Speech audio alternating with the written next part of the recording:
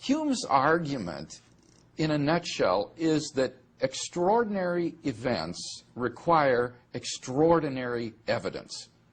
Now, at first that may sound very commonsensical and true, but probability theorists from Condorcet to John Stuart Mill, studying the problem of how you establish the historicity of highly improbable events, have shown that Hume's presupposition is demonstrably false.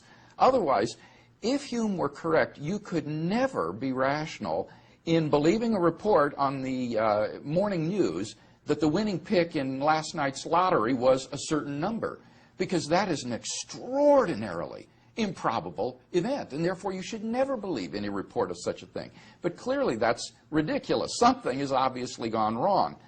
And what probability theorists realized was that in establishing the probability of an event, you must consider more than simply the inherent probability of that event. You also have to take into account the probability of the evidence being just as it is if that event had not taken place.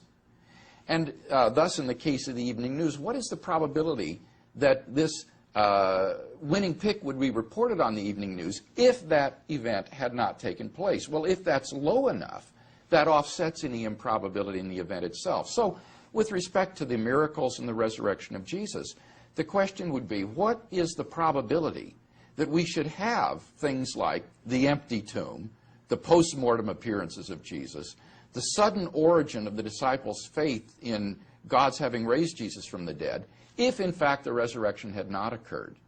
And when you consider that evidence in the mix, then it's not at all true that extraordinary events require extraordinary evidence. That's simply a false presupposition behind Hume's argument.